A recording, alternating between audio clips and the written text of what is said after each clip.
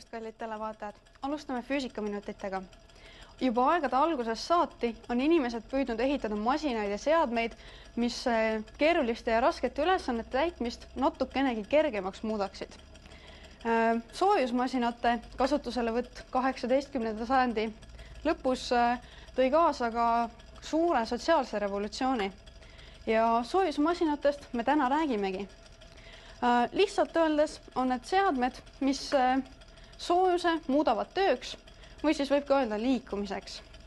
Ja see limonaadipurk siin, mis just parasjagu keerlema hakkas, on kõige algelisem aurumootor.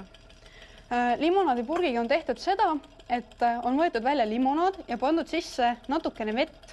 Ja samuti on tehtud otstesse siiapoole ja siiapoole külje peale tillukesed augud nõelaga. Ja nüüd küünalde kohal see vesi läks keema ja tekkis palju auru. Ja just selle peale, et see aur kuumenedes muidkui paisub ja pressib ennast väikestest aukudest välja, siis selle reaktiivjõul see purgikene pöörlema hakkaski. Aga jätame nüüd mõttes vahele need keerukad auruvedurid ja muud tehase seadmed ja räägime hoopis ühest väga põnevast kuuma õhumootorist, mis siin praegu väga rõõmsalt keerleb. Nii, kui me vaatame teda, siis peal on tal 2 kolvikest ja all ei ole mitte mingit auku, on ainult natukene märg ja kuidas moodi ta siis töötab? Asi on nimelt selles, et all see metallitükikene soojendab mootorit ja ülemine jahutab.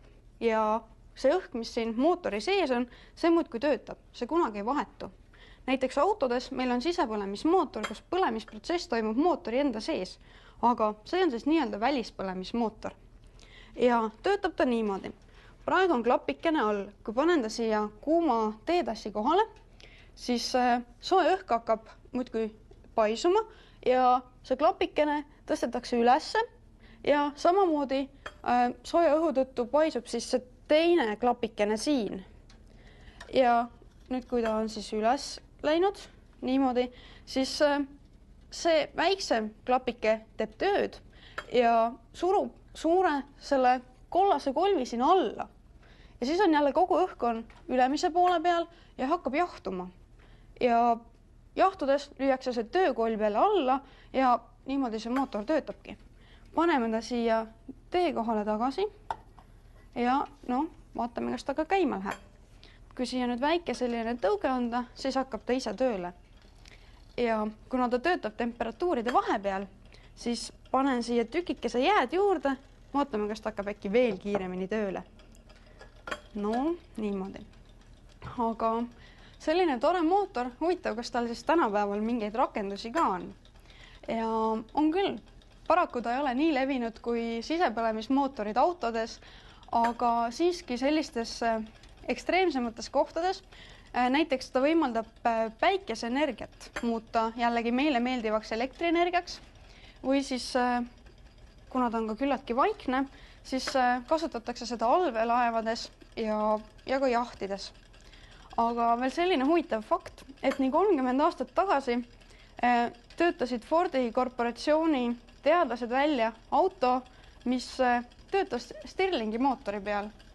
Ja huvitav asjaolu selle juures on see, et teda võis kütta nii bensiini, diisli, õli, kui ma arvan ka mingi gaasiga ja kui väga tahta, siis võiks sellist autot käitada ka näiteks küttepuudega.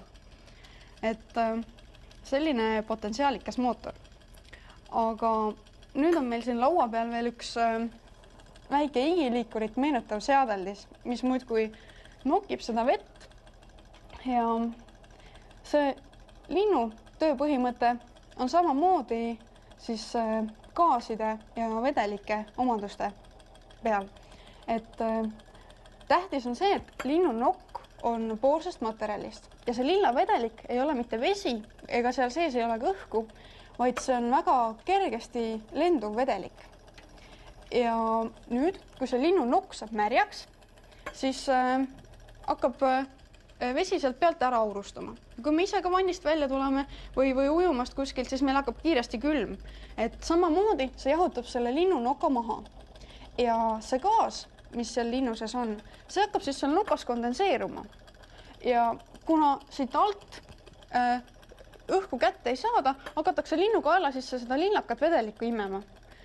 Ja imetakse, kuni lind on siis sinna nokaga klaasi sukeldunud ja tuleb selline ilus mullikene ülesse ja lind tõuseb püsti jälle, hakkab see tsükkel otsast peale. Aga seda, et nüüd näidata, kui tundlik see vedelik on temperatuuri muutusele, siis ma panen siia oma käe ja see vedelik hakkab siit kaelast niimoodi kiirelt üles tõusma. Kohe näha, et veega ilmselt sellist protsessi ei toimuks. Niimoodi, aga selliste soojade soovidega siit täna ka lõpetame ja ilusat talve. Kohtumiseni järgmistel nädalatel.